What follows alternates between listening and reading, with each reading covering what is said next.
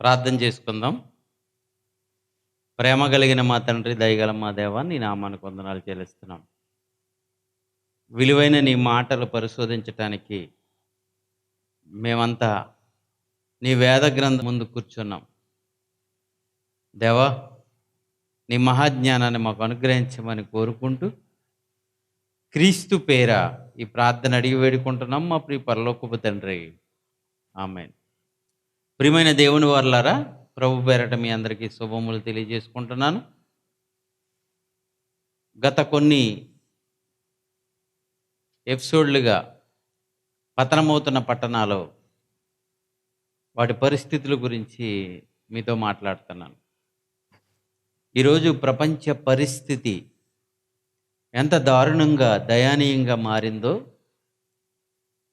మనందరికీ తెలుసు. ప్రతిరోజు వార్తల్లో మనం వింటూనే ఉన్నాం. ప్రియులరా, ఏదో ఒక పట్టణమో, ఏదో ఒక దేశమో ఈ క్లిష్ట పరిస్థితులు లేకుండా ప్రతి దేశంలోనూ, ప్రతి పట్టణంలోనూ, ప్రతి ప్రాంతంలోనూ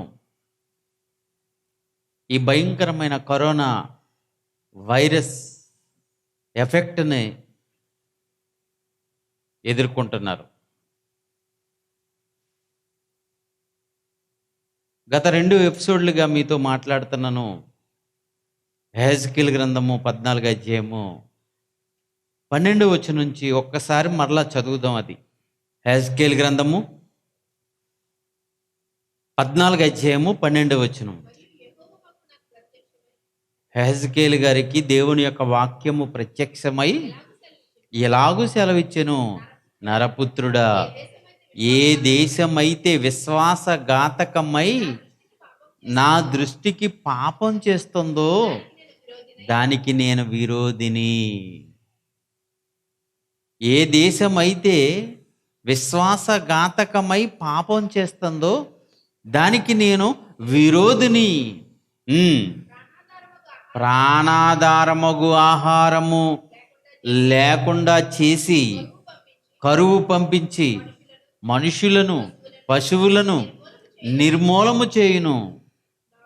నావహు, దానియేలు, యోబు ఈ ముగ్గురు అట్టి దేశములో ఉండినను వారు తమ నీతి చేత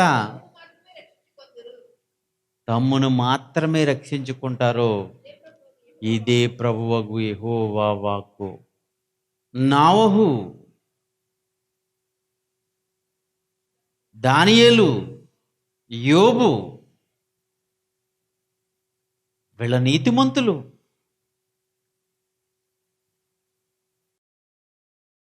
ప్రప్రద కాలములో జనులందరూ భయంకరమైన పరిస్థితులు ఉన్నప్పుడు ఒక్క నావహు మాత్రమే నీతిమంతుడై తన ఇంటి వారిని కాపాడుకున్నాడు. గత ఎపిసోడ్లో యోబు గారి గురించి మనం ఆలోచన చేసాం. యోబు దేవుడు గొప్పగా చెప్పుకునేంత వ్యక్తి, దేవునికి నచ్చిన వ్యక్తి, దేవుడే గర్వపడేటట్లు ప్రవర్తించిన వ్యక్తి యోబు. అతని ప్రవర్తన, అతని హుందాతనం, అతని పెద్దరికం, అతడు చేసిన సేవా కార్యక్రమాలు, ఇవన్నీ మనం ఆలోచన చేసాం గతంలో. మరి ఈరోజు దానియేలు గురించి ఆలోచన చేద్దాం. దానియేలు గారు దేవునికి అతి ప్రియుడు, దేవునికి ప్రియమైన వ్యక్తి దానియేలు. ఈ దానియేలు గారు కాలం మనం ఆలోచన చేస్తే ఇశ్రాయేలీలు రాజ్యం పతనం చివరి దశలో ఉన్నప్పుడు నెబుకద్నెజరు ఇశ్రాయేలు రాజ్యంపై అటాక్ చేసి ఇశ్రాయేలులను, యోధారాజులను, ఇశ్రాయేలు రాజులను జయించి బబులోను సామ్రాజ్యం విజయ కేతాన్ని ఎగరవేస్తాడు. ఇశ్రాయేలీల్లో చాలా మందిని చెర పట్టుకుని పోతాడు వారి దేశానికి బానిసలుగా. కొంతమందిని వారి దేశంలో ఉపయోగపడేటట్లు చెరగొని పోతాడు. ఆ చెరగొని పోయిన వారిలో 16 సంవత్సరాల యవనస్తుడు దానియేలు. ఇది సుమారు క్రీస్తుపూర్వం 606 సంవత్సరంలో, క్రీస్తుపూర్వం 606 సంవత్సరంలో నెబుకద్నెజరు ఇక్కడున్న చాలామంది జ్ఞానవంతులను, అందమైన వారిని చెరపట్టుకుని పోతాడు. అందులో వెళ్ళిన వాడే దానియేలు. అప్పటికి దానియేలు గారికి 16 సంవత్సరాలు. 16 సంవత్సరాల కాలం నాటి యవనస్తుడిగా బబులోను చక్రవర్తి అయిన నెబుకద్నెజరు తీసుకుని వెళ్ళి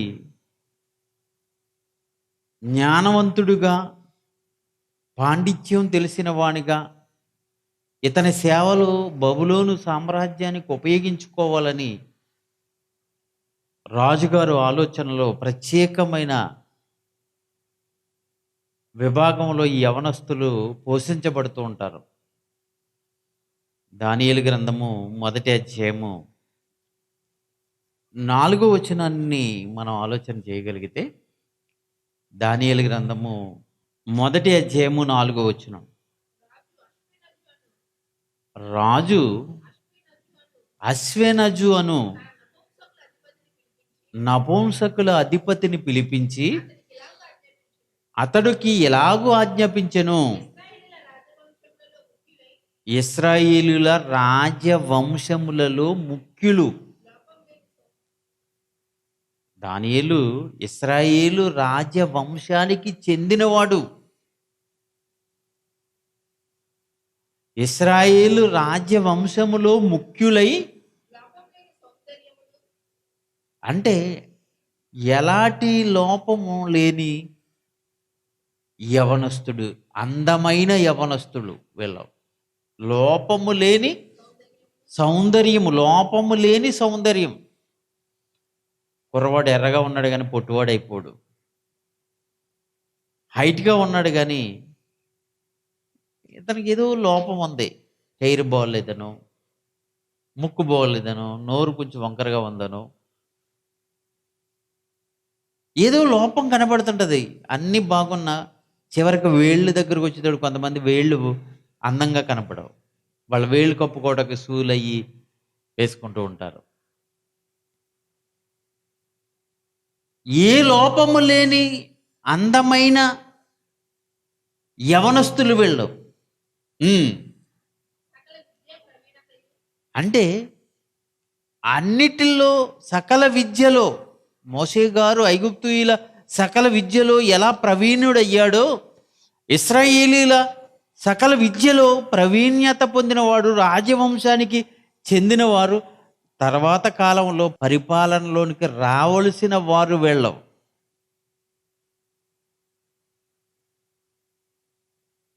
ఒకవేళ ఇశ్రాయేలీలను నెబుకద్నెజరు జయించకపోతే వీళ్ళ పరిపాలనలోనికి వద్దురు. అలాంటి రాజ్యవంశానికి చెందిన వారు, సకల విద్యల్లో ప్రవీణ్యత, సకల విద్యలు, అది ఏ విద్య అయినప్పటికీ, అది రాయటమా, చదవటమా, యుద్ధమా, గుర్రపు స్వారియా,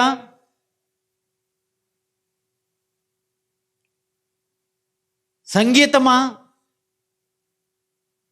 ప్రతి దాంట్లో సకల విద్యల్లో ప్రవీణ్యత పొంది జ్ఞానము కలిగి, తత్వజ్ఞానము, ఫిలాసఫీ, తత్వజ్ఞానము తెలిసిన వారు వీళ్ళు. తత్వజ్ఞానమును తెలిసిన వారై రాజు నగరునందు నిలువదగిన కొందరు బాలురు, అంటే 16 సంవత్సరాల వయసు కలిగిన వాళ్ళు, బాలురు, టీనేజ్లో ఉన్నారు వీళ్ళు, రప్పించి కల్దీల విద్యను, భాషను, అంటే బబులోనీయుల విద్య, కల్దీలు, బబులోను పట్టణంలో నివసించే వారందరూ కల్దీలు, బబులోను రాజ్య పరిపాలకులు కానీ, బబులోను సామ్రాజ్యంలో ఆ దేశంలో నివసించేవారు కానీ కల్దీలు వీళ్ళంతా. ఆ కల్దీల భాష, విద్య, ఆ కల్దీలు ఏది ఇష్టపడతారో అవన్నీ, ఏదొచ్చో కల్దీల విద్య, కల్దీల విద్యను, భాషను వారికి నేర్పము. ట్రైనింగ్ ఇమ్మన్నాడు నెబుకద్నెజరు. 6వ వచనం, యూదుల్లో నుండి అలా ట్రైనింగ్ తీసుకునే యువకులలో ఇతడు ప్రపంచాన్ని జయిస్తున్నాడు కదా. ప్రపంచ దేశంలో ఉన్న బలమైన వారిని, అందమైన వారిని, టీనేజ్లో ఉన్న ఏ అందంలో ఏ లోపం లేని వారిని, తత్వజ్ఞానాన్ని కలిగిన వారు, సకల శాస్త్రాలను నేర్చుకున్నవారు, యవన కాలంలో ఉన్నవారు, వారిని చెరపట్టుకుని వచ్చి వారికి ట్రైనింగ్ ఇప్పిస్తున్నాడు. ఎందుకంటే ఇతని సామ్రాజ్యంలో వారిని ఉపయోగించుకోవాలి. అలా ట్రైనింగ్ తీసుకునే వారిలో యూదుల్లో నుంచి, అంటే ప్రపంచ దేశాల నుంచి చాలామంది వచ్చారు. అందులో యూదుల నుంచి దానియేలు, అనన్య, మిషాయేలు, అజర్య అనువారు వీరిలో నుండిరి. దానియేలు, అనన్య, మిషాయేలు, అజర్య. అనన్య, మిషాయేలు, అజర్య వీళ్ళ పేర్లు మార్చేశారండి. దానియేలు పేరు మార్చేశారు, అనన్య పేరు మార్చేశారు, మిషాయేలు పేరు మార్చేశారు, అజర్య పేరు మార్చేశారు. బెల్తెషాజరు అని దానియేలు గారికి పేరు పెట్టారు. కర్మ ముగ్గురికి అనన్యను షడ్రక్కనియు, మిషాయేలునకు మెషకనియు, అజర్యకు అబేద్నెగో అనియు పేర్లు పెట్టాను. వీళ్ళ పేర్లు మార్చేశారు. వీళ్ళ పేర్లు, దానియేలు గారి పేరు, అలాగే తన స్నేహితులైన ముగ్గురు పేర్లు, వీళ్ళ నలుగురు యూదుల్లోంచి వెళ్ళిన వారు, వీళ్ళ నలుగురు పేర్లు మార్చేశారు. ప్రియులారా, దానియేలు గారు అయితే 2 పేర్లతో పిలువబడ్డాడు. మిగతా వారు వాళ్ళ పెట్టిన పేర్లతోనే పిలువబడ్డారు. షడ్రకు, మేషకు, అబేద్నెగోలు అనే పేర్లతోనే వాళ్ళు ప్రసిద్ధి చెందారు. వాళ్ళ పెట్టిన పేర్లతోనే. వీళ్ళకి రాజుగారు తినే భోజనంలో నుంచి, రాజుగారికి ఏ వంటకాలైతే వండుతున్నారో ఆ వంటకాల్లో నుంచి, రాజుగారు తినే ఆహారంలోంచి కొంత భాగాన్ని వీళ్ళకి పంపిస్తున్నాడు రాజుగారు. దాన్ని అక్కడికి వచ్చిన యవనస్తులు అందరూ తింటున్నారు, కానీ దానియేలు గారు వీళ్ళ ముగ్గురు తింటలేదు. మేము కాయగూరల భోజనమే, వెజ్జే తింటాం, ఎన్వి తినం, వెజ్ తింటాం మేము అన్నారు. అలా పోషించబడుతున్న వేళ ఒకరోజు ప్రపంచాన్ని పరిపాలన చేస్తున్న నెబుకద్నెజర్, అతడు ప్రపంచ చక్రవర్తి, మొదటి చక్రవర్తి అతను. అతడికి ఒక కళ. ఆ కళ 2వ అధ్యాయం 1వ వచనం మనం చదవగలిగితే, దానియేలు గ్రంథము 2వ అధ్యాయము 1వ వచనం, నెబుకద్నెజరు తన ఏలుబడిలో 2వ సంవత్సరంలో కలలు కన్నాడు. అందులో ఒక కళ రాజుగారు మనసును కలిచివేసింది. అది ఉదయాన్నే లేచాడు. రాత్రంతా ఆ కళ వచ్చినట్టే మెలకు వచ్చేసింది. మెలకు వచ్చిన తర్వాత అతనికి నిద్ర పట్టలేదు. ఉదయాన్నే తన దేశంలో ఉన్న గారడి విద్య కలిగిన వారిని, మాంత్రికులను, కలల భావాలు చెప్పేవాళ్ళని, వీరందరినీ రాజుగారు తన దగ్గరికి రప్పించుకుంటాడు. రప్పించుకుని వారితో ఒక మాట అంటాడు. వారు వస్తారు. ఏంటి రాజా, తమరు సెలవివ్వండి. సిరియా భాషలో వారు మాట్లాడతారు. మాట్లాడి తమకు సెలవివ్వండి, ఏంటి మీకు వచ్చిన కాలం ఏంటి చెప్పండి, దాని భావాన్ని మేము చెప్తామంటారు. అప్పుడు నెబుకద్నెజరు, రాత్రి నాకు ఒక భయంకరమైన కల వచ్చింది, ఆ కల చెప్పాలి, కల భావం చెప్పాలి.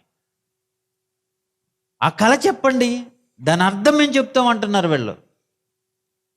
ఆ కళ మీరు చెప్తే దాని అర్థం మేము చెప్తామంటున్నారు. అప్పుడు రాజుగారు వీళ్ళందరి గుండెలు పగిలిపోయి ఒక బాంబు పేల్చాడు ఆయన. ఏంటో తెలుసా? కళ మర్చిపోయాను నేను. ఆ కళ నేను మర్చిపోయాను. మీరు కళ చెప్పాలి, కళ భావం చెప్పాలి. అప్పుడు వాళ్ళు అంటారు, 10వ వచనం, 2వ అధ్యాయం 10వ వచనం, అందుకు కల్దీయులు ఎలాగున ప్రత్యుత్తరం ఇచ్చిరి, రాజా కళ చెప్తే కళ భావం చెప్తాము తప్ప మీకు ఏ కళ వచ్చిందో మాకెలా తెలుస్తుంది? మాకు తెలీదు. మాకే కాదు, భూమి మీద ఏ మనుషుడును మీరు అడిగిన ఆ సంగతి చెప్పలేడు. భూమి మీద ఏ మనుషుడు, మీరు అడుగుతున్నారే కళ, మీకు వచ్చిన కళ మర్చిపోయారు. మీరు కళ చెప్తే కళ భావం చెప్పగలుగుతారే తప్ప మీరు అడిగింది ఈ భూమి మీద ఏ మనుషుడు చెప్పజాలడు, చెప్పటానికి సరిపోడు, ఏ మనుషుడు చెప్పలేడు అన్నాడు. అప్పుడు రాజు చాలా కోపం తెచ్చుకున్నాడు. ఎందుకు మీరు చెప్పలేరు? ఒకవేళ ఈ కళ చెప్పకపోతే, కళ భావం చెప్పకపోతే, నా దేశంలో నా సామ్రాజ్యంలో ఉన్న వాళ్ళందరినీ, జ్ఞానులైన వారిని, కళలు భావం చెప్పేవారిని, గారిడి విద్య కలిగిన వారిని, ఎవరైతే జ్ఞానులు ఉన్నారో వీళ్ళందరినీ నేను తుత్తునీయులుగా చేసేస్తాను, వారి కుటుంబాలు లేకుండా చేసేస్తాను, వారి ఇళ్ళు పడగొట్టేస్తాను, వారిని కుటుంబాలతో సహా చంపేస్తానని చెప్పాడు. వారి కుటుంబాలతో సహా చంపేస్తాను. ఇది మొత్తం దేశం అంతా, మొత్తం బబులోను సామ్రాజ్యం అంతా ప్రకటించండి. ఈ వార్త దానియేలు గారి దగ్గరికి వెళ్ళింది. 12వ వచనం,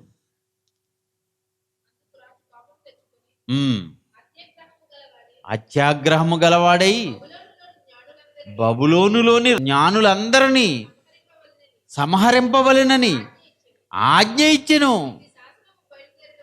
ఇట్టి శాసనము బయలుదేరుట వలన జ్ఞానులు చంపబడవలసి ఉండగా దానియేలు అతని స్నేహితులు కూడా అదే లిస్టులోకి వచ్చారు. దానియేలు అతని స్నేహితులు చంపబడే కార్యక్రమంలోకి వచ్చారు. చంపేస్తాడు రాజు, చంపేస్తాడు. ఇక అప్పుడు దానియేలు బబులోనులోని జ్ఞానులను చంపుటకై బయలుదేరిన రాజదేహ సంరక్షకుల అధిపతి, అంటే బాడీ గార్డ్స్ అంతటికి అధిపతి,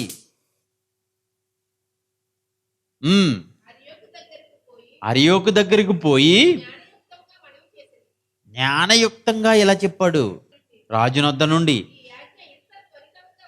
ఈ ఆజ్ఞ ఎంత త్వరగా ఎందుకు వచ్చిందయ్యా? ఏంటని దానియేలు రాజు యొక్క అధిపతి అయిన అర్యోకును అడుగగా అర్యోకు ఇదిగో ఇలా జరిగిందని చెప్తే అప్పుడు దానియేలు ఏం చేశాడో తెలుసా? రాజు సన్నిధికి పోయి స్వప్న భావమును తెలియజెప్పుటకై తనకు సమయము దయచేయమని రాజును బ్రతిమాలి, అది నేను చెప్తాను, రాజును ఆగమనండి, దాన్ని నేను చెప్తాను అంటే అదేంటో తెలియగానే చెప్పగలదా చెప్పలేనా అనే ఆలోచన లేకుండానే దానియేలు దేవుణ్ణి నమ్మాడు. నీతిమంతుడు, దేవునికి ప్రియమైన వాడు. దేవుని దగ్గర అడిగి అది చెప్పాలని ముందుగానే వర్తమానం పంపించేశాడు. ఇదిగో రాజు ఎదుట చెప్తాకు నాకు సమయం ఇవ్వండి అని దానియేలు చెప్పినప్పుడు ఏమండి వాళ్ళకి సమయం వచ్చింది. అప్పుడు దానియేలు ఏం చేస్తాడో తెలుసా? తన స్నేహితుల దగ్గరికి వెళ్ళిపోయి, ఇదిగో జ్ఞానులందరినీ చంపేసే కార్యక్రమం రాజుగారు చేపట్టారు కనుక మనం కూడా వాళ్ళతో పాటు చచ్చిపోతాం కనుక మనం ఈ కళ భావం చెప్తానని నేను రాజుగారి దగ్గరికి మాట ఇచ్చి వచ్చేసాను, అది చెప్పాలి గనుక మీరు ప్రార్థన చేయండి, దేవుణ్ణి అడగండి, దేవుడే ఇది చెప్పాలి తప్ప మనుషులు ఎవరు బయలుపరచలేరు అని ఆయన దేవుని దగ్గర మొర పెడతాడు. 23వ వచనంకి వచ్చేద్దాం. దేవుని దగ్గర ప్రార్థన చేసినప్పుడు దేవుడు దానియేలుకి ఆ విషయం దేవుడు చెప్పించేస్తాడు. అప్పుడు దేవునికి కృతజ్ఞతలు చెల్లిస్తుంటాడు. చూడండి, మా పితరుల దేవా, నీవు వివేకమును బలమును నాకు అనుగ్రహించి ఉన్నావు. మేము అడిగిన ఈ సంగతి ఇప్పుడు నాకు తెలియజేశావు. రాజుగారికి ఏ కళ వచ్చిందో ఆ కళ నాకు తెలియజేశావు. అయ్యా దేవా, ఇదిగో బబులోని చక్రవర్తికి ఒక కళ వచ్చిందట, ఆ కళ మర్చిపోయాడట, ఆ కళ చెప్పాలి, కళ భావం చెప్పాలట. అలా లేకపోతే ఇదిగో దేశంలో ఉన్న జ్ఞానులందరినీ చంపేస్తాడు. జ్ఞానులందరితో పాటు నేను, నా వారు, నా స్నేహితులు, మేము కూడా, మమ్మల్ని కూడా చంపటానికి చూస్తున్నాడు. మేము ఇప్పుడు ఆ కళ చెప్పాలి, కళ భావం చెప్పాలి, దాన్ని మీరే మాకు బయలుపరచండి అని దేవుడిని అడిగినప్పుడు దేవుడు దాన్ని బయలుపాటు చేశాడు. మేము అడిగిన ఈ సంగతి దానియేలు గారికి దేవుడు చెప్పేశాడు. మేము అడిగిన ఈ సంగతి ఇప్పుడు నాకు తెలియజేశావు గనుక నిన్ను స్తుతిస్తున్నాము, గణపరచుచున్నాను. ఏలయనగా రాజు యొక్క సంగతి నీవే మాకు తెలియజేశావయ్యా. దానియేలు గారికి ఎలా తెలిసిపోయింది? దేవుడు చెప్పాడు, కళ వచ్చేటట్లు దేవుడే చేశాడు, దాన్ని మర్చిపోయేటట్లు చేసింది దేవుడే. దానియేలు గారిని అందరిలో నిలబెట్టాలని, దానియేలు గారే చెప్పాలని, కళ దాని భావము దానియేలే చెప్పాలని, అందరిలో దానియేలే ఘనత నొందాలని దేవుడు ఏర్పాటు చేసిన ప్రణాళిక ఇది. ఈ భూప్రపంచాన్ని, ప్రపంచమంతా ఏలిన మొట్టమొదటి సామ్రాజ్యంలో, మొదటి చక్రవర్తి కాలంలో జరిగిన యథార్థ సంఘటన అండి, యథార్థ సంఘటన. కనుక ప్రియమైన దేవుని పిల్లలారా, రాజుగారి దగ్గరికి వెళ్ళాడు. అందరూ చెప్పలేమని చేతులు ఎత్తేశారు. అయితే ఇదిగో యూదుల్లోంచి మనం తీసుకొచ్చిన యవనస్తుల్లో ఒక ఆయన చెప్పడానికి సిద్ధపడ్డాడు అంటే అతను ప్రవేశపెట్టండి నా ముందుకన్నాడు నెబుకద్నెజరు. రాజుగారు ముందుకు వెళ్ళి నిలబడ్డాడు. దానియేలు, రాజా చెప్పండి అన్నాడు. నాకు కళ వచ్చింది, ఆ కళ చెప్పాలి, ఆ కళ భావం చెప్పాలి, ఆ కళ నేను మర్చిపోయాను అని రాజుగారు అన్నప్పుడు అప్పుడు దానియేలు రాజుగారికి వచ్చిన కళ చెప్పడం మొదలుపెట్టారు. రాజా, తమరు చూస్తుండగా ఇదిగో బ్రహ్మాండమైన ఒక భయంకరమైన ఒక విగ్రహం కనబడింది. దాని తల మేలిమి బంగారంతో చేయబడింది, దాని భుజములు వెండితో చేయబడ్డాయి, దాని ఉదరము ఇత్తడితో చేయబడింది, దాని ఉదరము తొడలు ఇత్తడితో చేయబడింది, దాని కాళ్ళు ఇనుము మట్టితో చేయబడింది. ఇదే కదా తమరికి కనిపించిన ఆ కళ అంటే అదే అదే అదే అదే తమరు చూస్తుండగా ఇదిగో భయంకరమైన ఆ విగ్రహానికి పాదాల దగ్గర మట్టి ఇనుము కలిసిన చోట చేతి సహాయము లేని ఒక రాయి వచ్చి ఆ పాదాల దగ్గర పడింది, ఆ పాదాలపై పడింది. ఆ రాయి పడిన వెంటనే మట్టి ఇనుముతో ఉన్న ఆ భాగం ఇరిగిపోయింది. కాళ్ళు ఇరిగిపోగానే పైనున్న నిలబడి ఉన్న విగ్రహం పడిపోయి ముక్కలైపోయింది. బంగారపు తల, వెండి భాగము, ఇత్తడి భాగము, ఇనుము భాగము, ఇనుము మట్టి కలిసిన భాగము, ఈ భాగాలన్నీ తుత్తునీయులుగా చేయటం వలన ఎగిరిపోయేటట్లు చేసింది. అంటే ఆ విగ్రహ రూపం లేకుండా అయిపోయింది. అప్పుడు చేతి సహాయము లేని రాయి పెరగటం ప్రారంభించింది. అది పెద్దదిగా ఎంత పెద్దదిగా మారిపోయిందంటే సర్వభూతలం అంత పెద్దదిగా మారిపోయింది. ఏమండి, రాజుగారికి ఇదంతా చెప్పినప్పుడు, అవును దానియేలు, నువ్వు చెప్పింది కరెక్ట్, నాకొచ్చిన కళ ఈ ప్రపంచంలో నువ్వొక్కడవే చెప్పగలిగావు. దాని అర్థం కూడా చెప్తున్నాను వినండి. మొదలుపెట్టాడండి, ఇదిగో నా తర్వాత ఈ స్థానం ఎవరికి వస్తుంది, ఏమైపోతుంది ఈ ప్రపంచం అని మీరు ఆలోచించుకుంటూ నిద్రపోయారు. మీ ఆలోచన, మీ కళ వచ్చింది. మేలిమి బంగారం శిరస్సుకు గుర్తు మీరు, మీ సామ్రాజ్యం. దాని తర్వాత మీకంటే తక్కువ కలిగిన మరో రాజ్యం రాబోతుంది. దాని తర్వాత దానికన్నా తక్కువైన ఇంకొక రాజ్యం రాబోతుంది, ప్రపంచాన్ని పరిపాలన చేసేది. దాని తర్వాత మరో రాజ్యం రాబోతుంది. దాని తర్వాత పరలోకమందున్న దేవుడు ఈ భూమి మీద ఒక రాజ్యాన్ని స్థాపించబోతున్నాడు. ఆ రాజ్యము సర్వభూతలమంతా విస్తరిస్తుంది. ఆ రాజ్యం దాన్ని పొందిన వారికే కానీ మరి ఎవరికి చెందదు. అది యుగయుగాలు నిలుస్తుంది అని ఈ ప్రపంచం అంతా, ప్రపంచ భవిష్యత్, మొట్టమొదటి చక్రవర్తి, ప్రపంచాన్ని ఏలిన మొదటి చక్రవర్తి కాలంలోనే తర్వాత ఈ ప్రపంచాన్ని ఏ సామ్రాజ్యాలు పాలించబోతున్నాయో దానియేలు గారి ద్వారా దేవుడు బట్టబయలు చేశాడు. అది విన్న ఆ అర్థాన్ని, ఆ కళ అర్థాన్ని వివరించడం చూసిన తర్వాత ప్రపంచాన్ని పరిపాలన చేస్తున్న చక్రవర్తి నెబుకద్నెజర్ ఏం చేశాడో తెలుసా? ఒక్కసారి మనం దానియేలు గ్రంథము 2వ అధ్యాయము 46వ వచనం, దానియేలు గ్రంథము 2వ అధ్యాయము 46వ వచనం, దానియేలు గ్రంథము 2వ అధ్యాయము 46వ వచనం. అంతటా రాజు నెబుకద్నెజరు ఏటండి సింహాసనాన్ని దిగిపోయాడు. ప్రపంచాన్ని చక్రవర్తి సింహాసనాన్ని దిగిపోయాడు. దానియేలు గారి దగ్గరకు వచ్చాడు. దానియేలుకు సాష్టాంగ నమస్కారం, పాదాభివందనం చేశాడు, సాష్టాంగ నమస్కారం చేశాడు.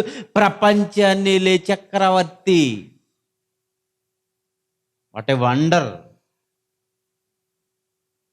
ఒక దేవుని సేవకుడు, దైవజనుడు, దేవుని యందు భయభక్తులు కలిగిన దానియేలు, దేవునికి ఇష్టుడు, దేవునికి బహుప్రియుడు అతను. అతడికి దేవుడు ఇచ్చిన ఆ ఘనత చూడండి, ఆ ఘనత చూడండి. ప్రపంచంలో ఎవరికి తెలియని సంగతి దానియేలు గారు చెప్పాలి, దానియేలు గారి ఘనత పొందాలి. ఇది దేవుడు కోరుకుంటున్నాడు. తన పిల్లలే ప్రపంచంలో ఘనత పొందాలి.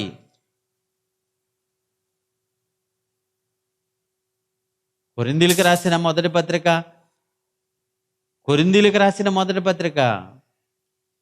2:9 మనం చదవగలిగితే, కొరింథీయులకు రాసిన మొదటి పత్రిక 2:9 ఇందును గూర్చి దేవుడు తాను ప్రేమించి వారి కొరకు ఏవి సిద్ధపరిచినో అవి కంటికి కనబడలేదు, చెవికి వినబడలేదు, మనుషు హృదయానికి గోచరము కాలేదు అని వ్రాయబడి ఉన్నది.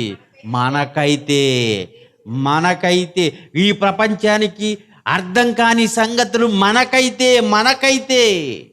దేవుడు వాటిని తన ఆత్మ వలన బయలుపరిచాడు. అదిగో దానియేలు గారికి ఆ కాలంలో దేవుడు బయలుపరిచాడు. ఈ కాలంలో ఉన్న మనకు పరిశుద్ధాత్మ వలన ఇదిగో వేద గ్రంథం ద్వారా దేవుడు బయలుపరిచాడు. ఈ ప్రపంచంలో ఏం జరగబోతుందో, ఏం జరుగుతుందో, తర్వాత ఎలాంటి పరిస్థితి ఉంటుందో చెప్పేది ఒక క్రైస్తవుడే చెప్పాలి. దాన్ని నిరూపించింది ఈ శతాబ్దంలో మన ఆత్మీయ తండ్రి జైశాలి గారు మాత్రమే నిరూపించారు. ఈ ప్రపంచానికి తెలియని మహా అద్భుతమైన సంగతులు బైబిల్ పట్టుకుని ఈ ప్రపంచ శాస్త్రవేత్తలను తన ఎడమ కాలు కింద తొక్కుకుని ఈ ప్రపంచంలో ఎవరిని లెక్క చేయకుండా దేవుని మహాజ్ఞానాన్ని బోధించగలుగుతున్నాడంటే దేవుడు మనకిచ్చిన సంగతులు అండి. అవి మనకిచ్చిన సంగతులు. ఇదిగో ప్రపంచ చక్రవర్తి అయిన నెబుకద్నెజరు సింహాసనం దిగిపోయి దానియేలు గారి దగ్గరకు వచ్చి పాదాభివందనం చేశాడు, సాష్టాంగ నమస్కారం చేశాడు. దానియేలు గ్రంథం 2:46 దానియేలు గ్రంథం 2:46 అంతటా రాజగు నెబుకద్నెజరు దానియేలునకు సాష్టాంగ నమస్కారము చేసి అతని పూజించి నైవేద్య ధూపములు అతనికి సమర్పింప ఆజ్ఞాపించెను. మరియు రాజు, ఈ మర్మమును బయలుపరచుటకు నీవు సమర్థుడు అయితివే.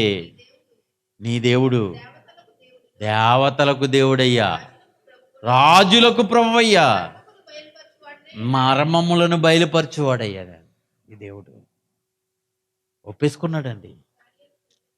48 అప్పుడు రాజు దానియేలును బహుగా హెచ్చించి అనేక గొప్ప దానములిచ్చి బహుమానాలు. రాజుగారికి ఏంటంటే ప్రపంచ చక్రవర్తినా ముందుగా జ్ఞానులు చెప్పాడు, ఇదిగో నా కళ చెప్పి కళభావం చెప్పిన వాళ్ళని నేను గొప్ప చేస్తాను, వాళ్ళకి మంచి బహుమానాలు ఉంటాయి, చెప్పని వాళ్ళకి చంపేస్తానన్నాడు. చెప్తే బహుమానాలు, చెప్పకపోతే చంపేటాలు. రాజుల కాలంలో ఇవే జరిగేవండి. అతని బబులోను సంస్థానం అంతటికి అధికారం ఇచ్చేశాడు. బబులోను సంస్థానం అంతటికి అధిపతిగాను బబులోను జ్ఞానులందరిలో ప్రధాని అధికారంలోకి ఎక్కాడండి దానియేలు. బబులోను మహాసామ్రాజ్యంలో నెంబర్ 1 పొజిషన్కి వచ్చాడు. రాజు తర్వాత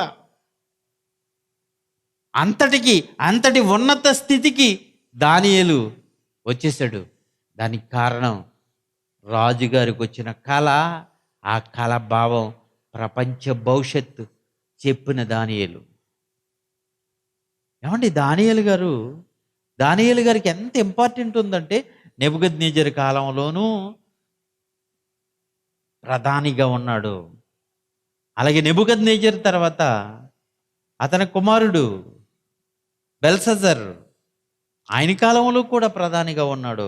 ఆ తర్వాత దర్యావేషు కాలంలో, ఆ తర్వాత కోరెషు, ఈ నలుగురు పరిపాలన చేసిన ఆ కాలంలో నెంబర్ 1 పొజిషన్లోనే ఉన్నాడండి దానియేలు. నెంబర్ 1 పొజిషన్లోనే ఉన్నాడు. ఇక దానియేలు గారు ఎన్నో దర్శనాలు వాటి భావాలు చెప్పాడండి. సుమారుగా దానియేలు గ్రంథంలో 9 దర్శనాలు, వాటి భావాలు, వాటి అర్థాలు చెప్పాడు. ఆ తర్వాత కాలంలో అంత ఉన్నతమైన స్థితిలో ఉండిన దానియేలు అతని ఫ్రెండ్స్ షడ్రక్, మేషక్, అబేద్నెగోలు, వాళ్ళ సంగతి కూడా మనకు తెలుసు. వాళ్ళు అగ్ని గంధకాలలో పడి తమ వస్త్రాలు కూడా కాలకుండా బయటపడి రాజు చేత శబాష్ అనిపించుకుని ఉన్నతమైన స్థితిలో, వాళ్ళకు కూడా మంచి ఉన్నత స్థితిని రాజు వాళ్ళకి ఇచ్చాడు. వాళ్ళు మరి దానియేలు గారికి ఎందుకు లేదు అంటే, దానియేలు గారు ఒక అధికారంలో ఉన్నాడు, ప్రధానిగా ఉన్నాడు కనుక దానియేలు గారికి దానియేలు గారు ఆ ప్రతిమను మొక్కవలసిన పని లేదు. ఎందుకంటే అధికార పీఠంలో ఉన్నాడు, అధికారంలో, రాజుగారి తర్వాత అధికారంలో ఉన్నవాడు కనుక రాజు దానియేలుకు ఆ పరిస్థితి రాలేదు. కానీ ఎవరికి వచ్చిందంటే షడ్రక్, మేషక్, అబేద్నెగోలకు వచ్చింది. వాళ్ళు అగ్ని గంధకాల్లో, అగ్నిగుండంలోంచి బయటపడిన తర్వాత వాళ్ళు కూడా మంచి ఉన్నత స్థితికి, మంచి పదవుల్లోనికి వాళ్ళు కూడా వచ్చిన సందర్భము మరి దానియేలు గ్రంథంలో చదువుతున్నప్పుడు మనకి తెలుసు. రైట్ ప్రియులరా? ఇక నెబుకద్నెజరుకి మరో కల వస్తుంది. ఆ కళ ఏంటో తెలుసా? ఒక పెద్ద చెట్టు, భూమధ్య భాగంలో ఒక పెద్ద చెట్టు, ఆకాశాన్ని అంటే చెట్టు, దాని కొమ్మలు భూమి అంతా ఆక్రమించినట్లుగా ఉంటాయి.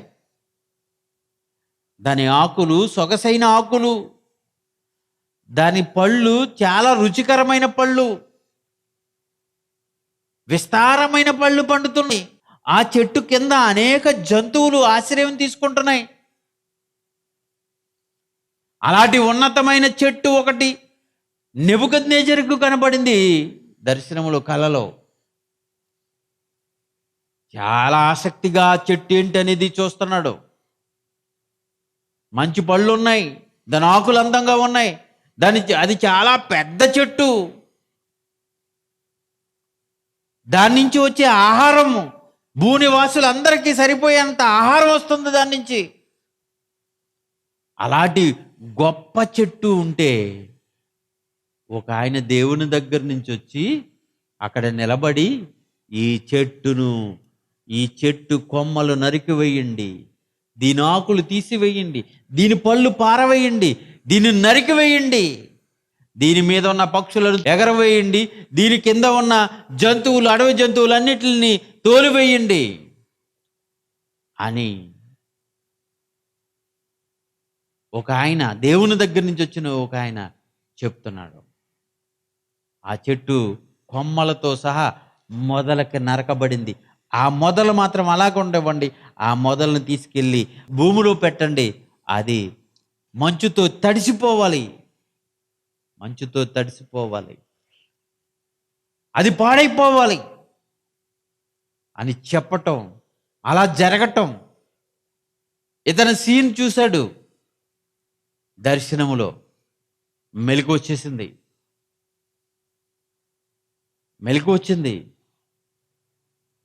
అప్పుడు కల్దీల దేశంలో ఉన్న వాళ్ళందరినీ, బబులోను దేశంలో ఉన్న జ్ఞానులను కౌరు పంపించాడు.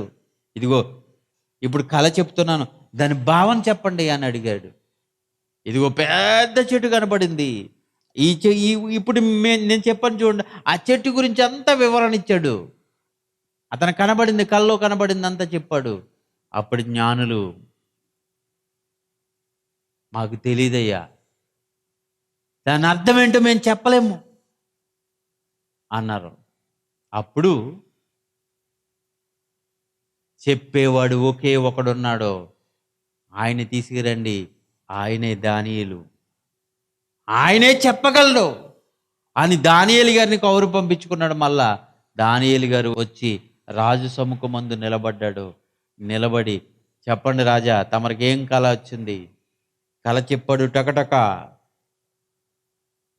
అప్పుడు కలభావం చెప్పగానే చెప్పాడు. ఆ కలభావం ఏంటో తెలుసా? మీరు మీ మీ కళ ఏంటో తెలుసా?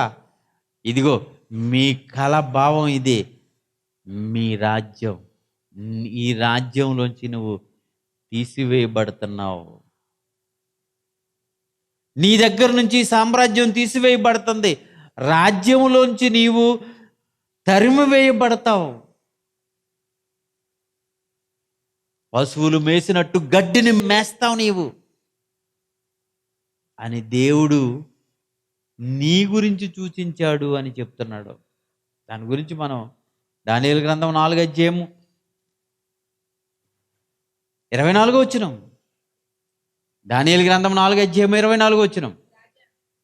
రాజా, ఈ దర్శన భావం ఏదనగా సర్వోన్నతుడకు దేవుడు రాజగు నా ఏలిన వాని గూర్చి చేసిన తీర్మానం ఏదనగా తన యొద్ద ఉండకుండా మనుషుల్ని తరిమేస్తాడు. రాజ్యంలో ఉండకుండా నీవు అడవి జంతువుల మధ్య నివాసం చేయబోతున్నావు. పశువుల వలె గడ్డి మేస్తావు. ఆకాశం మంచు నీ మీద పడి నిన్ను తడిపేస్తుంది. సర్వోన్నతుడకు దేవుడు మానవ రాజ్యముల పైన అధికారి అయి ఉన్నాడని తానెవరికి తాను అనుగ్రహింపనిశ్చయించును వానికి అనుగ్రహించినని నీవు తెలుసుకునే వరకు ఇలా జరిగిపోతుంది కొంతకాలం. ఇలా జరుగుతుంది కొంతకాలం అని చెప్పినప్పుడు దానియేలు చెప్పాడు. చెప్పిన కొంతకాలానికి, దానియేలు గారు చెప్పిన కొంతకాలానికి అది జరిగింది. దాని గురించి అదే అధ్యాయం 31వ వచనం చదువుదాం. రాజు నోట ఈ మాట ఉండగా, ఏ మాట? ఒక్కసారి అంతఃపురం చూసుకున్నాడు, ఆ బబులోను నగరాన్ని చూసుకున్నాడు. నా జ్ఞానము, నా ప్రజ్ఞ, నా బలము, నా అధికారము, నా ప్రభావాలతో కట్టబడిన నగరికత ఇది అని పొగుడుకున్నాడు. శబాష్ నెబుకద్నెజరు, నువ్వు కాబట్టి కట్టావని తనకు తానే పొగుడుకున్నాడు. అలా రాజు పొగుడుకున్న సమయంలోనే ఒక మాట వచ్చిందంట. ఏంటది? రాజగు నెబుకద్నెజరు, ఇదిగో నీకు ప్రకటన, నీ రాజ్యము నీ యొద్ద నుండి తొలగిపోతుంది. మనుషులు నిన్ను తరిమేస్తారు. నీవు అడవి జంతువుల మధ్య నివాసం చేస్తావు. పశువుల వలె గడ్డి మేస్తావు. వెంటనే వచ్చిందండి. ముందుగా చెప్పాడు దానియేలు. అతనికి దేవుడు కల్లో చూపించిన భావాన్ని చెప్పాడు. అలాగే జరిగింది. ఆ ప్రకటన జరగగానే అతడు మనుషుల చేత తరిమివేయబడ్డాడు. అడవి జంతువుల్లోకి వెళ్ళిపోయాడు. అడవి జంతువులతో గడ్డి మేసినట్టు మేశాడు. ప్రపంచాన్ని పరిపాలన చేసిన చక్రవర్తి. మంచు కురవగా అతని తల మీద ఉన్న వెంట్రుకలు పక్షి వెంట్రుకలా మారిపోయినాయట. కొంతకాలం అలాగే ఉన్నాడు. మళ్ళీ పశ్చాత్తాపం చెందాడు. తెలుసుకున్నాడు, దేవుణ్ణి తెలుసుకున్నాడు, క్షమాపణ అడిగాడు దేవుని. అప్పుడు మరలా తగ్గి మరలా అంతఃపురానికి అతడు వచ్చిన సంగతి మనకు తెలుసు. ఇతని కొడుకు పరిపాలన చేస్తాడండి. దానియేలు గ్రంథం 5వ అధ్యాయము, దానియేలు గ్రంథం 5వ అధ్యాయములో నెబుకద్నెజరు అడవికి పోగానే అతని కుమారుడు బెల్షజర్ రాజవుతాడు. 5వ అధ్యాయం 1వ వచనం చదివితే, రాజగు బెల్షజరు తన అధిపతుల్లో 1000 మందికి గొప్ప విందు చేయిస్తాడు. విందు చేయించినోడు విందు చేయించినట్టుగా ఉన్నాడు అంటే విందు చేయించినట్టుగా లేడు. ఆ 1000 మందితో వీడు కలుసుకుని ద్రాక్షరసం త్రాగటానికి ఇదిగో యెరూషలేము నుంచి తెచ్చిన దేవాలయపు పాత్రలు, ఆ పాత్రలో పోసుకుని దేవుని సేవకు ఉపయోగపడే పాత్రలో మందు పోసుకుని తాగుతూ ఆనందిస్తున్న వేళ ఒక చెయ్యి వచ్చి గోడ మీద రాస్తుంది, మెనే టేకేల్ ఓపారిష్ అని. మెనే మెనే టెకెల్ ఓపారస్ అనే ఒక పదం గోడ మీద రాసి వెళ్ళిపోతుంది. చెయ్యి వచ్చి, మనిషి చేతి లాంటి చెయ్యి మాత్రమే వచ్చి రాస్తాం చూసి రాజు హడిలిపోతాడు. ఆ రాత ఎవరు రాశారు, దాని భావం ఏంటి, ఆ లిపి ఏ భాషలో రాయబడింది, అది ఎవరు చదువుతారు, దాని అర్థం ఎవరు చెప్తారని తన రాజ్యంలో ఉన్న వారందరినీ కబురు పంపిస్తాడు. ఎవరు చెప్పలేరు. అప్పుడు కూడా దానియేలు వెళ్తాడు. దానియేలు వెళ్ళి ఆ రాయబడిన గోడ మీద రాయబడిన దాన్ని చదివి దానికి అర్థం చెప్తాడు. అర్థం చెప్పినప్పుడు రాజు దానియేలు గారు చెప్పిన అర్థానికి మరి ఉప్పొంగిపోతాడు, ఆశ్చర్యమైపోతాడు. దానియేలు గారిని సన్మానించే కార్యక్రమం చేస్తాడు. 5:12 చదువుదాం. దానియేలు గ్రంథం 5:12 నుంచి. ఈ దానియేలు శ్రేష్టమైన బుద్ధి గలవాడై కలలు తెలియజేయుటకును, మర్మములు బయలుపరచుటకును, కఠినమైన ప్రశ్నలకు ఉత్తరమిచ్చుటకును, జ్ఞానమును తెలివియు గలవాడుగా కనబడెను. జ్ఞానము తెలివియు గలవాడుగా, ఎలాంటి వాటికైనా చెప్పేవాడుగా దానియేలు కనపడ్డాడు కనుక దానియేలు గారిని తీసుకెళ్లారు. దానియేలు గారిని తీసుకెళ్ళినప్పుడు అక్కడ దానియేలు గారు చెప్తున్నారు 27 అదే అధ్యాయం 27 పేరేస్ మెనే మెనే టెకెల్, ఇవన్నిటికి చెప్పుకుంటూ వచ్చి ఒక్కోదానికి ఒక్కొక్క అర్థం చెప్పుకుంటూ వచ్చి టైం లేదు కనుక దాని గురించి నేను చెప్పను. ఆఖరి మాట చెప్తాం. పెరేస్ అనగా నీ రాజ్యము నీ యొద్ద నుండి విభాగించబడి మాదీయులకు పారసికులకును ఇయ్యబడును. బబులోను సామ్రాజ్యం స్టాప్ అయిపోతుంది. నీ సింహాసనం మీదకి మాదీయులు పారసీకులు వచ్చేసి కూర్చుంటారు. నీ స్థానాన్ని వాళ్ళు ఆక్రమించేయబోతున్నారు. దేవుడు గోడ మీద రాసింది అదే. నేను త్రుయ్యిగా, నువ్వు తేలిపోయావు, నేను అనుకున్నట్టు లేవు నీవు, కనుక నీ రాజ్యాన్ని తీసివేయబోతున్నాను, నీ రాజ్యాన్ని తీసివేయబోతున్నాను. ఇదిగో పెరేసు అనగా నీ రాజ్యం నీ యొద్ద నుండి విభాగింపబడి మాదీయులకు పారసీకులకు ఇయ్యబడును. ప్రపంచాన్ని పరిపాలన చేసే ఇదిగో మరో సామ్రాజ్యం వచ్చేస్తుంది. బబులోను మహాసామ్రాజ్యం మొదటి సామ్రాజ్యం అయితే దాని తర్వాత పరిపాలన చేసే సామ్రాజ్యం మాదీయ పారసీకుల సామ్రాజ్యం ఇదిగో రాబోతుంది, నీ యొద్ద నుండి తీసివేయబడుతుంది. బెల్షస్సరు రాజ్ఞయ్యగా వారు దానియేలుకు ఓదరంగు వస్త్రము ధరించి అతడి మెడలో బంగారు హారాన్నేసి ప్రభుత్వం చేయుటలో 3వ అధికారిగా చాటించేశాడు. తన తండ్రి దగ్గర నెబుకద్నెజరు దగ్గర అలాంటి స్థానాన్ని దక్కించుకున్నాడు. అలాగే కుమారుడు బెల్షస్సరు అధికారంలో కూడా అలాంటి స్థానంలోనికి వచ్చాడు. అతడు ఆ రాత్రిలోనే అతడు హతమైపోతాడు. ఆ తర్వాత ఎవరొస్తారు? 6వ అధ్యాయంకి వచ్చేటప్పటికి 6వ అధ్యాయం 1వ వచనం, 6వ అధ్యాయం 1వ వచనం, తన రాజ్యం అంతటి పైన అధిపతులుగా ఉండుటకై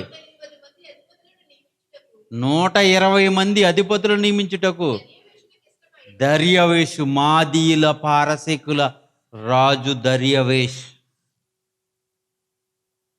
మాదీయుల పారసీకుల రాజ్యము ప్రారంభమైపోతుంది అని ముందు రాజుతో చెప్పాడు. ఆ తర్వాత ఆ రాజు చేతని ఈ రాజుని చంపాడు. దర్యావేష్ సింహాసనం ఎక్కాడు.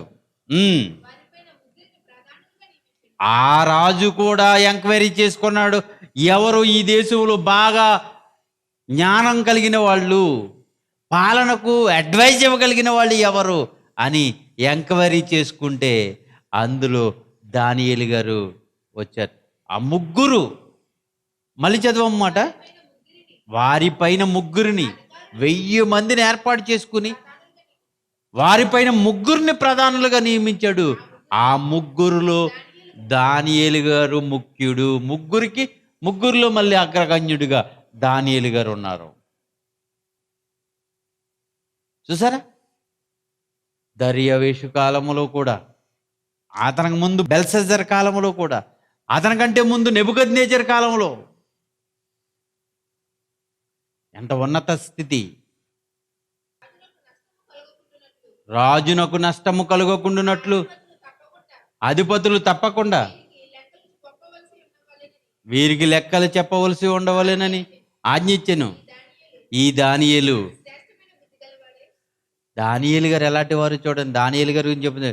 దానియేలు శ్రేష్టమైన బుద్ధి గలవాడై ప్రధానులలోను అధిపతులలోను ప్రఖ్యాతి నొందిన వాడై ఉన్నాడు గనుక రాజ్యమంతటి మీద అతన్ని నియమింపవలెనని రాజు ఉద్దేశించాను. రాజ్యం అంతటి మీద మంచి అడ్వైజర్, నీతిమంతుడు. అప్పుడు కుట్ర పన్నుతారు దానియేలు మీద. దానియేలు గారి మీద ఎలాగైనా తప్పు పట్టాలని, ఆ వచనాలు మనం చదువుకుంటూ వస్తే దానియేలు గారిని ఎలాగైనా తప్పు పట్టాలని తప్పులు వెతుకుతారు. కానీ ఎక్కడ తప్పు దొరకడు. 6:4 అందుకు ప్రధానులు అధిపతులను రాజ్య పాలన విషయంలో దానియేలు మీద ఏదైనా ఒక నింద మోపవలెనని ఉండి తగిన హేతువుకు కనిపెట్టారు. కానీ దానియేలు నమ్మకస్తుడు. ఏ నేరమైనను ఏ తప్పైనను చేయువాడు కాడు గనుక దానియేలును తప్పైనను లోపమైనను కనుగొనలేకపోయారు. యేసుక్రీస్తు కాలంలో యేసుక్రీస్తుపై శాస్త్రులు పరిసయ్యులు ఎలాంటి నేరాలు మోపాలని, ఎలా తప్పు పట్టాలని చూశారో దానియేలు గారిని కూడా అలాగే తప్పు పట్టాలని చూశారు. కానీ దానియేలు గారు ఎక్కడ ఏ చిన్న లోపము లేనివాడుగా, నమ్మకమైన వాడిగా ఉన్నాడు. ఎలా పట్టాలి ఇతన్ని, ఎక్కడ దొరుకుతాడు ఇతను అంటే, ఇతనికి ఒక వీక్నెస్ ఉంది. ప్రతిరోజు ప్రార్థన చేస్తాడు ఇతను. ఎక్కడ పట్టుకోవాలనుకున్నారు వాళ్ళు. అప్పుడు రాజుగారి దగ్గరికి వెళ్ళిపోయారు వాళ్ళందరూ, కల్దీలందరూ రాజుగారి దగ్గరికి వెళ్ళిపోయి, అయ్యా ఒక విన్నపం, 1 నెల రోజులు నీ రాజ్యంలో ఉన్న ప్రజలందరూ నీకు మాత్రమే ప్రార్థన చెయ్యాలి. ఇక ఎవరికి ప్రార్థన చేయకూడదు, ఏ దేవుడికి ప్రార్థన చేయకూడదు. 30 రోజులు, నెల రోజులు ఈ పరిస్థితి పెట్టండి అని రాజుగారిని పొగిడినట్టు పొగిడి, రాజుగారికి చేత ఒక శాసనం తయారు చేయించేసి, రాజుగారు ముద్ర వేయించేసి, రాజుగారు సంతకం పెట్టించేశారు. మాది పారసికులు రాజ్యం ప్రకారముగా ఒక్కసారి రాజుగారు సంతకం అయ్యిందంటే ఆ శాసనం అమలైపోయింది. అప్పుడు అందరూ రాజుగారికి ప్రార్థన చేస్తున్నారు. కానీ దానియేలు మాత్రం ప్రతిరోజు 3 సార్లు ప్రార్థన చేసే అలవాటు దానియేలుకుంది. అలాంటి పరిస్థితిలో తన కిటికీలు యెరూషలేము వైపుకు తలుపులు తీసి ప్రార్థన చేయుచుండగా వాళ్ళందరూ దానియేలు గారి మీద నేరం మోపారు. అయ్యా దానియేలు మీరు పెట్టిన శాసనాన్ని ధిక్కరించాడు కనుక అతనికి శిక్షార్హుడు, అతని సింహాల బోనులో వెయ్యాలి అని చెప్పినప్పుడు రాజుకి ఇష్టం లేదు. దానియేలు అంటే చాలా ప్రేమించాడు. అయినా తప్పనిసరి పరిస్థితిలో మరి రాజు దుఃఖంతో ఒప్పుకున్నాడు. అప్పుడు దానియేలుని తీసుకెళ్ళి సింహం బోన్లో వేస్తారు. ఆ రాత్రి అంతా రాజు నిద్ర పట్టకుండా తన అంతఃపురంలో తిరుగుతాడు, ఉపవాసం ఉంటాడు. ఆ రోజు ఆ రోజు నాట్యాలు, విందులు, వినోదాలు అన్నీ పక్కన పెడతాడు. తెల్లవారగానే, ఇంకా చీకటి ఉండగానే పరిగెత్తుకుని వెళ్ళి సింహం బోన్ దగ్గరికి వెళ్ళిపోయి, దానియేలు నువ్వు సేవిస్తున్న నీ దేవుడు నిన్ను రక్షించేనా అంటే, ఆ సింహము ఆ బోన్లోంచి ఒక స్వరము వస్తుంది, అది దానియేలు స్వరము. రాజు చిరంజీవి యొగుగాక. ఆశ్చర్యపోతాడండి.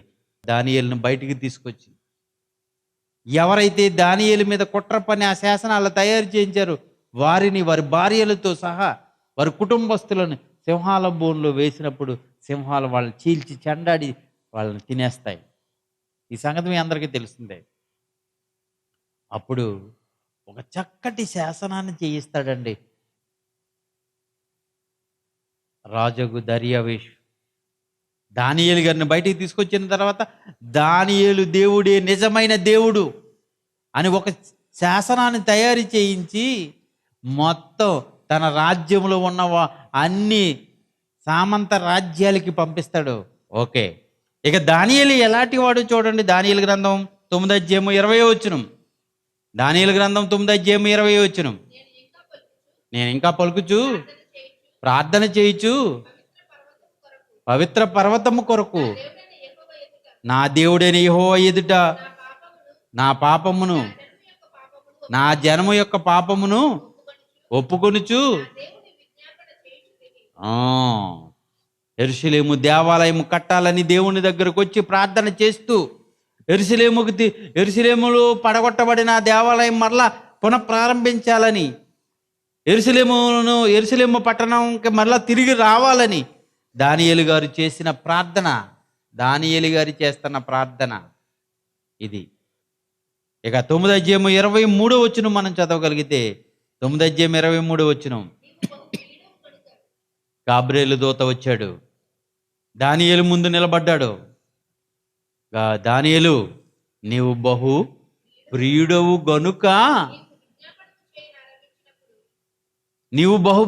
గనుక నీవు విజ్ఞాపన చేయటం ఆరంభించినప్పుడు ఈ సంగతులు నీకు చెప్పుటకు వెళ్ళవలెనని ఆజ్ఞ బయలుదేరెను. నువ్వు దేవునికి బహు ప్రియమైన వాడు దానియేలు, నువ్వు ప్రియమైన వాడు. దానియేలు గ్రంథం 10:11. దానియేలు గ్రంథం 10:11. దానియేలు, నీవు బహుప్రియుడువు, దేవునికి ప్రియమైన వాడు. దానియేలు 18. అతడు మరలా నన్ను ముట్టి నన్ను బలపరిచి, నీవు బహుప్రియుడువు, భయపడొద్దు, నీకన్నిట్లో శుభం అవుతుంది, నువ్వేదైతే అనుకున్నావో అది జరుగుతుంది.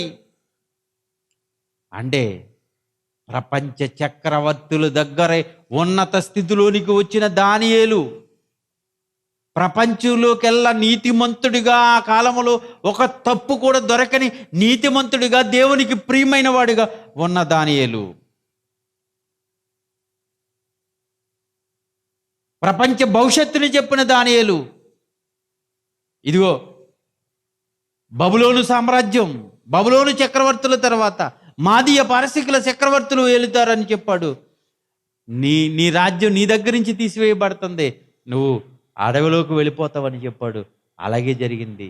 ఇదిగో ప్రపంచంలో నీవే నెంబర్ 1 స్థితిలో ఉంటావని చెప్పాడు. అలాగే జరిగింది. అతని తర్వాత అతని కుమారుడు ఆ రాజ్యానికి వారసుడిగా వస్తాడని చెప్పాడు.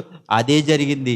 అతనికి కుమారుడికి చెప్పాడు, నీ తర్వాత ఇదిగో మాదీయ పారసీకులు వస్తారని చెప్పాడు.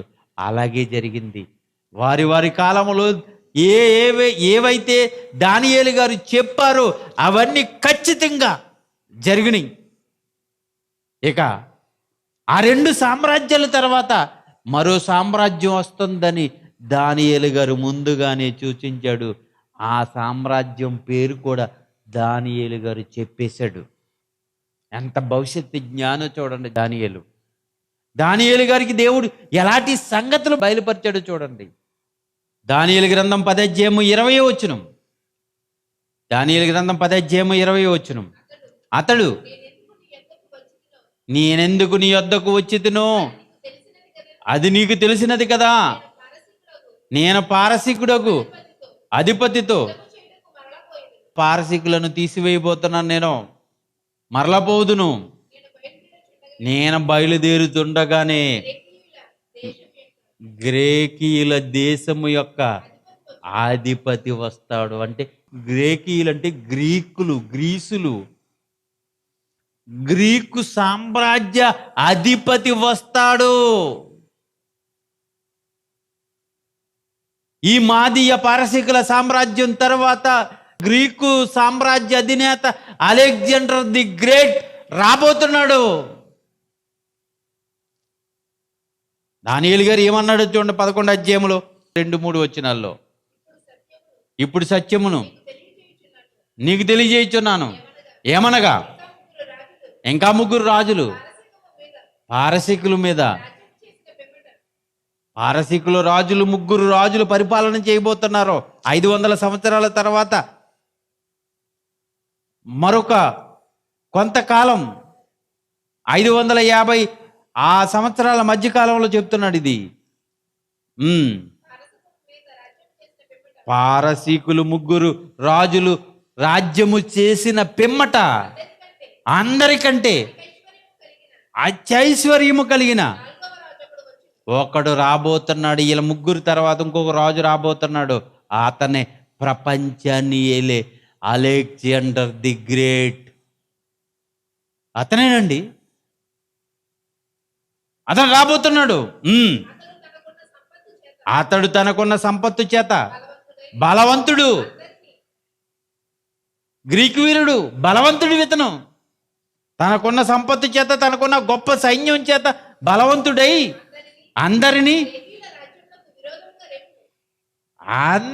అందరితోనూ యుద్ధం చేస్తాడు. క్రేతీయుల రాజ్యం అంటే గ్రీకు రాజ్యం అన్ని దేశాలతో యుద్ధం చేస్తుంది.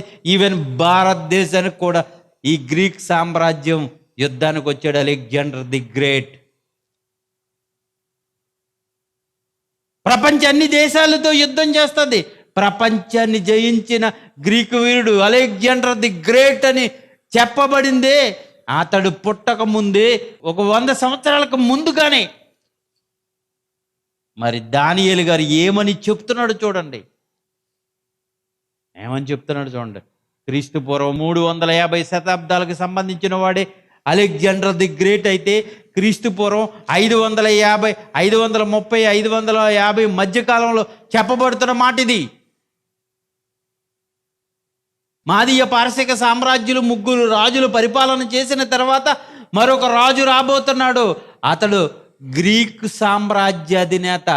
ఇతడు ప్రపంచ రాజ్యాలన్నిటినీ గ్రీకు సామ్రాజ్యానికి వ్యతిరేకంగా చేసి వాటన్నిటి పైకి దండయాత్రలు చేసి వాటిని ఓడించి తన బలము చేత తన లోపరుచుకోబోతున్నాడు, తన హస్తగతం చేసుకోబోతున్నాడు. ప్రపంచంపై జయకేతనాన్ని ఎగరవేయబోతున్నాడు అలెగ్జాండర్ ది గ్రేట్. గ్రీకు సామ్రాజ్యం 3వ సామ్రాజ్యం గురించి దానియేలు గారు చివరి రోజుల్లో చెప్పేశాడండి, చెప్పేశాడు. సూర్యుడగు ఒక రాజు పుట్టి మహావిశాలమైన రాజ్యమును ఏలి ఇష్టానుసారముగా జరిగించును. ఏమండి, ఈ 11 అధ్యాయం అంతా మీరు చదువుకుంటే ఆ తర్వాత ఏం జరుగుతుందో, ఈ గ్రీక్ సామ్రాజ్యం తర్వాత ఉత్తర దేశం నుంచి వచ్చిన రాజు, దక్షిణ దేశం నుంచి వచ్చిన రాజు, వాళ్ళ యుద్ధాల తర్వాత ఒకడు గెలవటాలు, ఒకడు ఓడిపోటాలు, అవన్నీ జరుగుతూ జరుగుతూ జరుగుతూ రోమా సామ్రాజ్యం, ఆ రోమా సామ్రాజ్యంలో అనైక్యత వలన వచ్చే నష్టం, ఆ తర్వాత జరగబోయే భయంకరమైన పరిస్థితి, ఇవన్నీ చెప్పుకుంటూ చెప్పుకుంటూ చెప్పుకుంటూ చెప్పుకుంటూ చెప్పుకుంటూ చెప్పుకుంటూ చివరికి యెరూషలేము పతనం వరకు చెప్పేశాడండి దానియేలు. యెరూషలేము పతనం వరకు చెప్పేశాడు. ఆ వచనాన్ని మనం చదువుదాం చూడండి. 11 అధ్యాయము, దానియేలు గ్రంథం 11 అధ్యాయము 31 వచనం. దానియేలు గ్రంథం 11 అధ్యాయం 31 వచనం. అతని పక్షమున సూర్యుడు లేచి యెరూషలేము కోటను ఆక్రమించుకుని, యెరూషలేము కోటనంతా ఆక్రమించుకుని, ఆ యెరూషలేములో ఉన్న దేవాలయాన్ని రెండవసారి ఆక్రమించుకోబోతున్నారు. ఒకప్పుడు నెబుకద్నెజర్ ఆక్రమించుకున్నాడు, మాదీయ పారసీకులు ఆక్రమించుకున్నారు. ఆ తర్వాత నెహెమ్యా చాలామంది పూనుకుని దాన్ని కట్టారు. మరలా తర్వాత కాలంలో జరగబోయేది దాని గురించి చెప్తున్నాడు. అతని పక్షమున సూర్యుడు లేచి పరిశుద్ధ స్థలము కోటను అపవిత్రపరచి అనుదిన బలి నిలిపివేసి నాశనమును కలుగు చేయు హేయమైన వస్తువు నిలువబెట్టుదురు. వస్తారు రోమీయులు, ఆ రోమీల తర్వాత ముస్లింలు వస్తారు. ఆ ముస్లింలకు భయంకరమైన పతనం చేసేస్తారు, యెరూషలేమును నాశనం చేసేస్తారు. నాశనం చేసినప్పుడు ఏదైతే పరిశుద్ధ స్థలమని, యెరూషలేము దేవాలయం అని చెప్పబడుతుందో అదే స్థలములో చేయకూడని భయంకరమైన కార్యక్రమాలు చేసి, అపవిత్రమైన కార్యక్రమాలు చేసి హేయ వస్తువులు నిలబెడతారు అని చెప్పాడు. అది చెప్పింది చెప్పినట్టుగానే కొన్ని వందల సంవత్సరాల తర్వాత యెరూషలేము పతనం జరిగింది. అందులో అలాగే జరిగింది. మత్తయి సువార్త 24:15 మత్తయి సువార్త 24:15